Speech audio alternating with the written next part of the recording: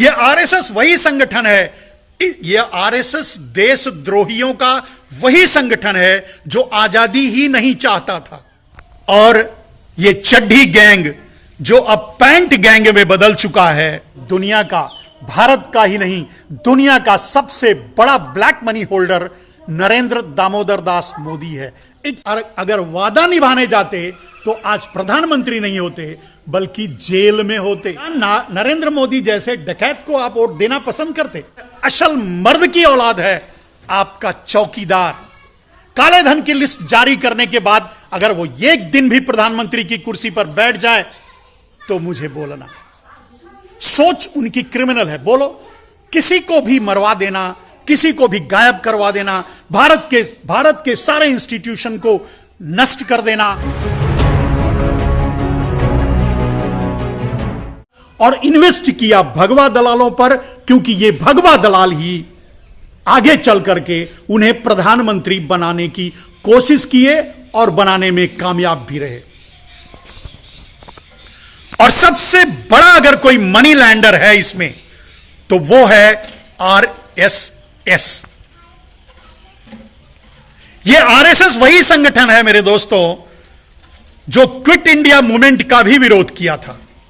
ये आरएसएस वही संगठन है, ये आरएसएस देशद्रोहियों का वही संगठन है जो आजादी ही नहीं चाहता था, जो आजादी का भी विरोध किया था,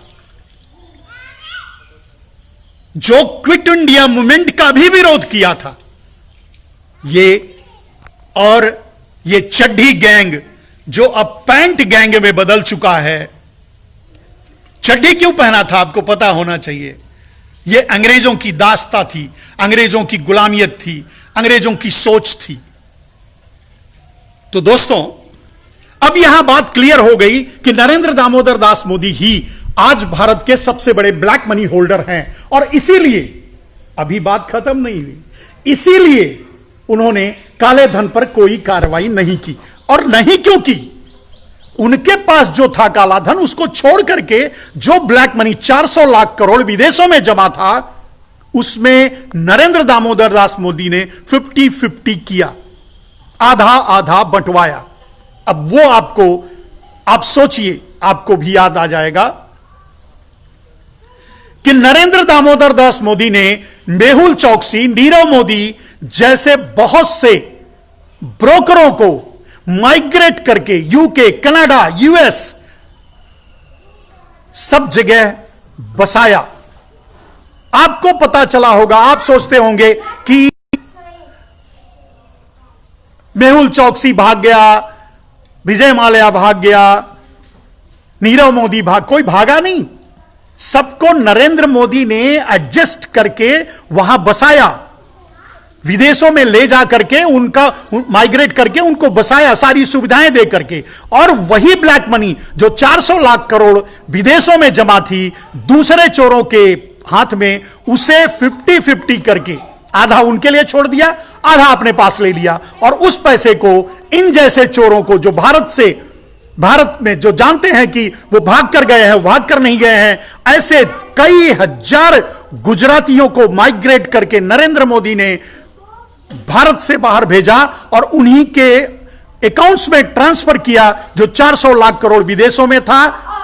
और अब उसका उपयोग कर रहे हैं अपने आप को प्रधानमंत्री बनाए रखने के लिए, और भी भारतीय जनता पार्टी के चंद में आ रहे पैसे को चंदे के रूप में लाने के लिए, या फिर और भी दलालों को खड़ा करने के लिए कि वो आजीवन के लिए राष्ट्रपति या प्रधानमंत्री या राष्ट्राध्यक्ष देश का बन जाएं। अब आगे आपको बताता हूं मेरे दोस्तों कि काले धन का 400 लाख करोड़ रुपया जो रामदेव और दूसरे दलाल बोल रहे थे और नरेंद्र मोदी खुद बोल रहे थे, उसका 50-50 करके नरेंद्र मोदी ने बंटवारा कर लिया। तो आप बताइए, आज अगर 200 लाख करोड़ से भी ऊपर नरेंद्र मोदी के पास है तो दुनिया का, भारत का ही नहीं, दुनिया का सबसे बड़ा black money holder Narendra Damodar Das Modi है। It's my challenge. और इस चैलेंज के साथ कि जांच करवा लें, अगर यह बात झूठ निकले कि अडानी, अंबानी, रामदेव जैसे लोगों के पास जो धन है, जो अंपायर है, उसके ये नरेंद्र मोदी की बेनामी संपत्ति है, अगर ये झूठ निकले तो जो भी सरकार चाहे सजा दे सकती है। आज लोगों में बोलने की हिम्मत ही नहीं बची है, लोग बोलना ही बंद कर दिए हैं, लोग सांस लेना बंद कर दिए हैं, मैं समझता हूं। तो चलिए, काले धन को मोदी ने एडजस्ट कर लिया। और सिर्फ यही नहीं, जो नोट की शक्ल में, आप भी जानते हैं, करेंसी की शक्ल में 5 लाख करोड़ से भी ज्यादा भारत में काला धन था, करेंसी की शक्ल में। और ये मैं नहीं कह रहा हूं, ये वही चड्डी गैंग कहता था, आरएसएस, ये वही रामदेव कहते थे, ये वही नरेंद्र मोदी कहते थे कि 5 लाख करोड़ रुपया काले धन के रूप में यहां भारत में करेंसी के रूप में है। नरेंद्र मोदी ने क्या किया?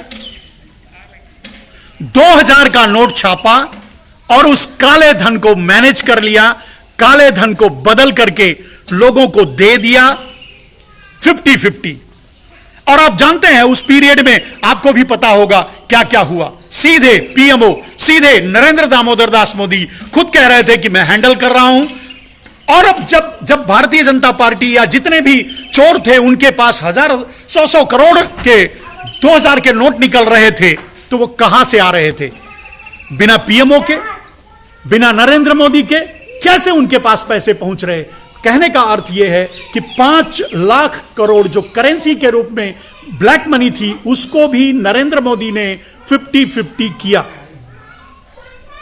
अब बताइए, दुनिया का सबसे बड़ा ब्लैक मनी होल्डर कौन है? काले धन वाला कौन है? तो नरेंद्र मोदी नाम कैसे जाहिर करते? नरेंद्र मोदी कार्रवाई कैसे करते? नरेंद्र मोदी अपने वादे को कैसे निभाते? और अगर वादा निभाने जाते तो आज प्रधानमंत्री नहीं होते, बल्कि जेल में होते। अब थोड़ा और आगे बढ़िए मेरे दोस्तों, आपको जानकर आश्चर्य होगा कि 90% ब्लैक मनी गुजरातियों के पास है।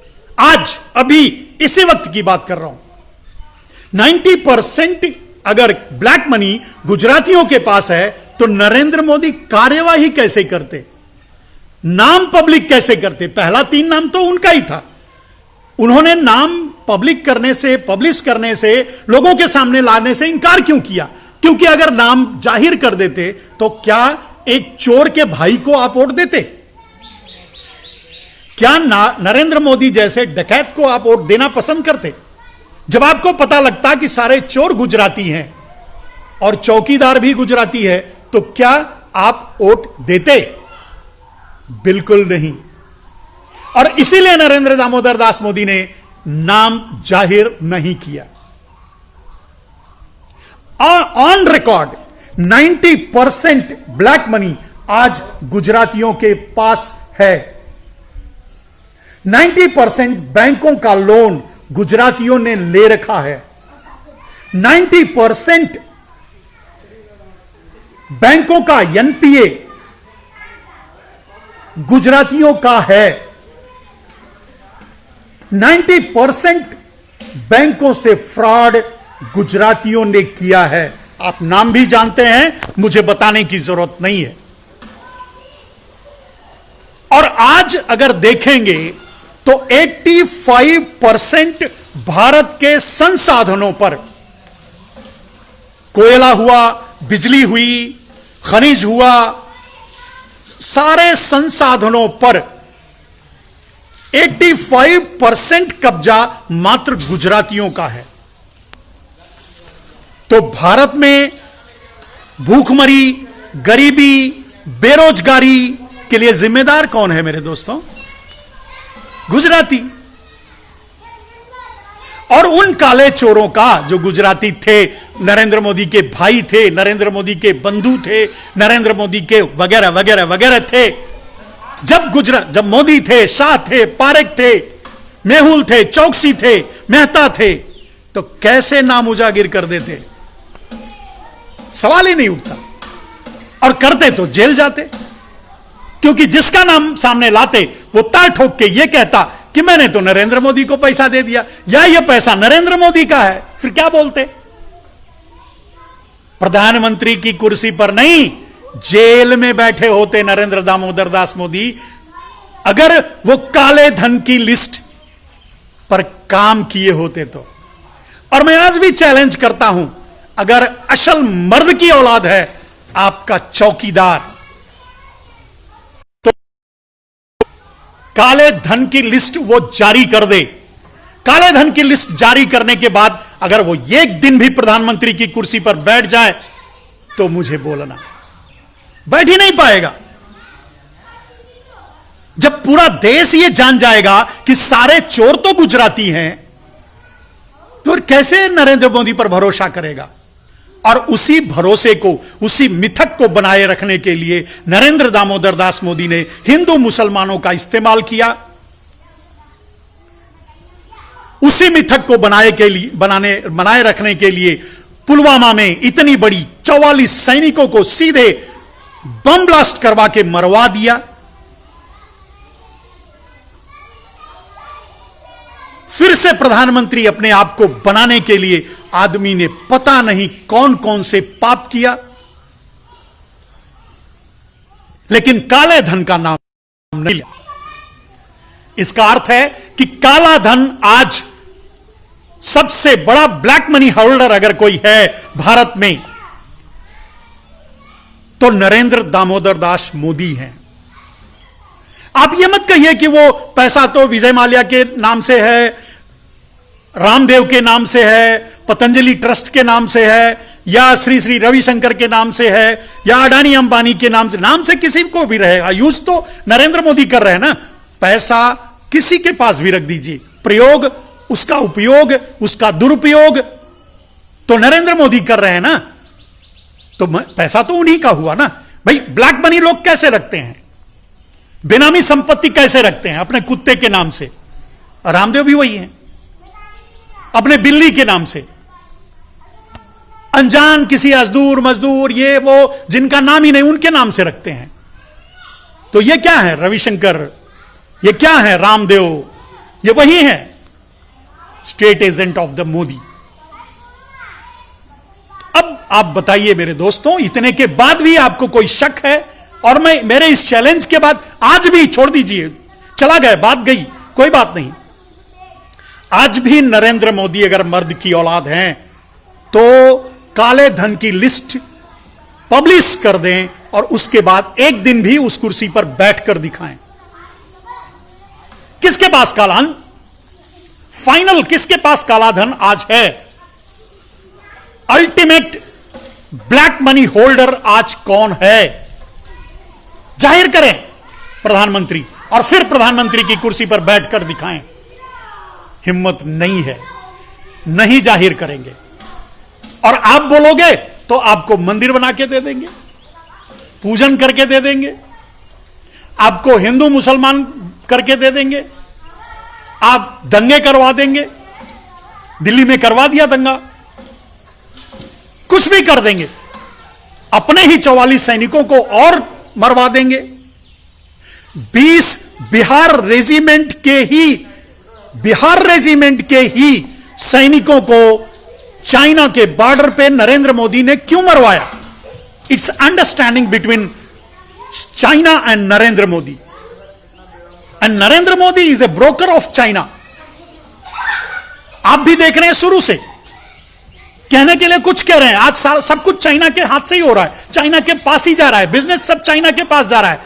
अरे भाई 18 बार नरेंद्र दामोदर दास मोदी शी जिनपिंग से मिल चुके हैं, और नरेंद्र दामोदर दास मोदी आज सपना पाल रखे हैं कि शी जिनपिंग की तरह आजीवन मैं भी प्रधानमंत्री या राष्ट्रपति बन के रहूंगा। तो षड्यंत्र तो वही करेंगे ना।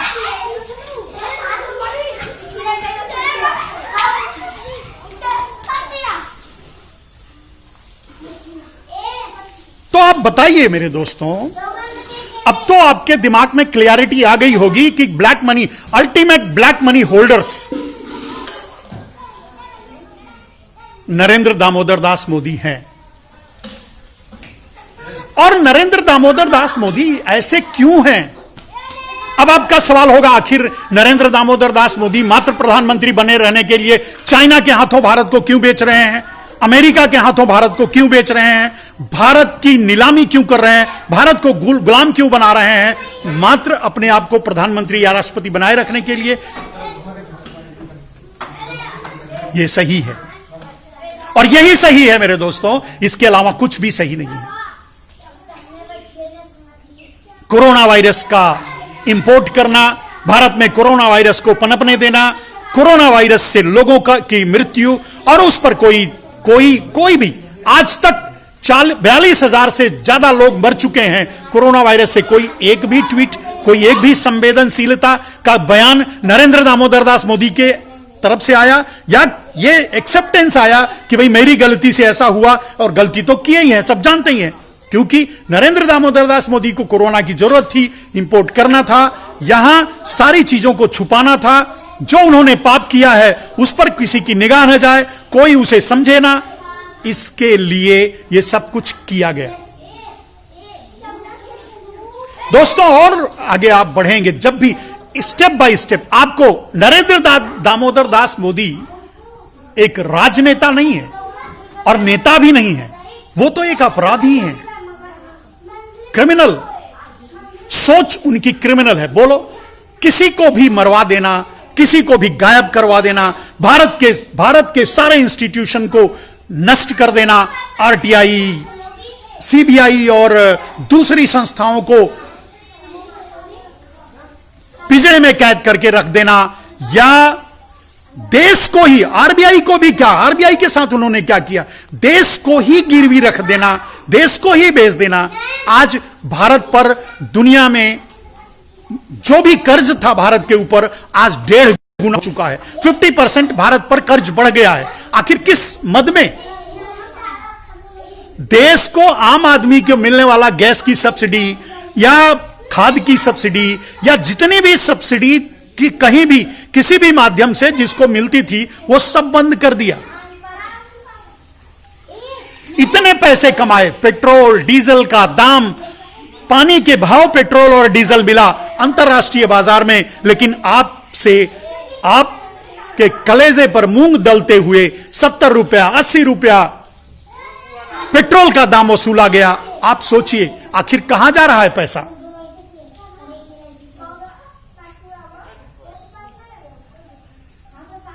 ऐसी बहुत सी चीजें, आखिर इतने बड़े कल्प्रिट, इतने बड़े अपराधी, इतने बड़े नृशंस नरेंद्र दामोदर दास मोदी क्यों हैं?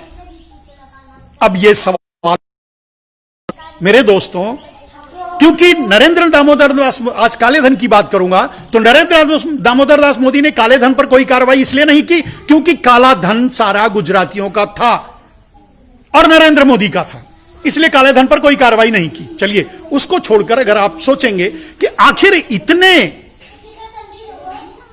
नरेंद्र दामोदर दास मोदी ने अंतरराष्ट्रीय मंच से चैलेंज किया था, यह बात कही थी कि मैं गुजराती हूं और व्यापार मेरे खून में है। तो जिसके खून में व्यापार होगा वो देश चला सकता है क्या? वो आपके, हमारे आम आदमी के हितों के बारे में सोच सकता है क्या? वो तो व्यापार करेगा।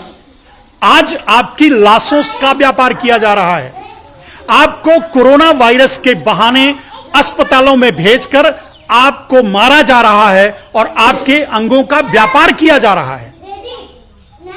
मोदी हैं तो मुमकिन है। सिर्फ इतना ही नहीं मेरे दोस्त, आप सबसे बड़ा सवाल जो बार बार मैं उस बात पे घूम के आ रहा हूं, आखिर मोदी इतने कल्प्रिट क्यों है? आखिर मोदी इतने नृशंस क्यों है? आखिर मोदी अपराधी क्यों हैं? आखिर मोदी अमेरिका और चीन के दलाल क्यों हैं? जानते हैं क्यों? इस क्यों का जवाब है क्योंकि नरेंद्र दामोदर दास मोदी का डीएनए ही दलालों का रहा है। मुगलों के दलाल भी गुजराती थे, अंग्रेजों के दलाल भी गुजराती थे, डचों के दलाल भी गुजराती थे, फ्रांसीसियों के दलाल भी गुजराती थे, पुर्तगालियों के दलाल भी गुजराती थे। दलाली इनका पेशा है, दलाली इनके खून में है और एक व्यापारी दलाली ही तो करता है। उसको तो उन्होंने चैलेंज से अमेरिका में या कहीं जाकर के अंतरराष्ट्रीय मंच से उन्होंने कहा कि मैं गुजराती हूं और व्यापार मेरे खून में। वो ये भी कह सकते थे मैं भारतीय हूं, मेरे अंदर भारतीय खून है, हिंदुस्तानी खून है। नहीं बोले, उन्होंने तो टाल ठोक के कहा मैं गुजराती हूं और व्यापार मेरे खून में है, तो वो व्यापार कर रहे हैं। लेकिन फिर से आ गया घूम करके उसी सवाल पे कि इतने ऐसे नृशंस, ऐसे क्रूर आपका प्रधानमंत्री क्यों है, ऐसा ब्रोकरिंग मेंटालिटी आपके प्रधानमंत्री का क्यों है? क्योंकि उसका डीएनए ऐसा है। अब डीएनए की बात कर लो। 1000, आपने ये हजारों बार इस मुद्दे को सुना होगा, 1000 साल के इतिहास में एक भी फ्रीडम फाइटर्स, एक भी शोल्डर्स, एक भी योद्धा नहीं मिलेगा जो भारत की अस्मिता, भारत की इज्जत, मान सम्मान, मर्यादा के लिए लड़ाई लड़ी हो। याद करिए, कोई है शिवाजी, कोई है महाराणा प्रताप, कोई है महारानी लक्ष्मीबाई, कोई है? नहीं है, कोई नहीं है गुजरात से। और आपको यह भी जानकर आश्चर्य होगा कि जितने भी भारत में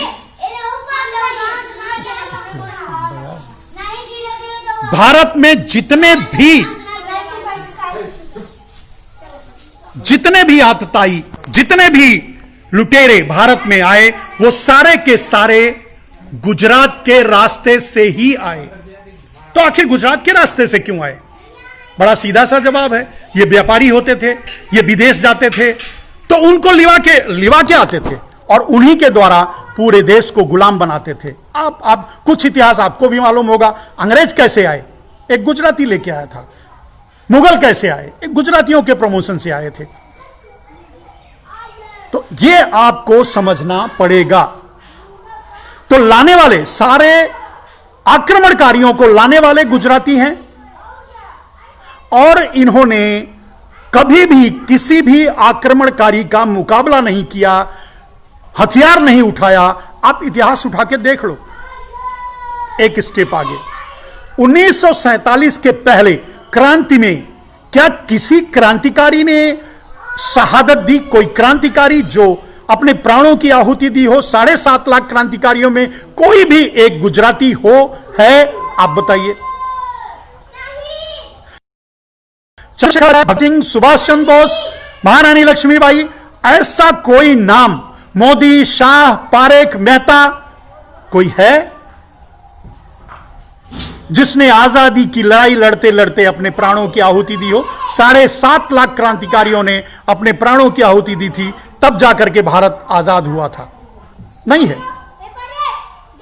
तो आजादी की लड़ाई में इन्होंने भाग नहीं लिया।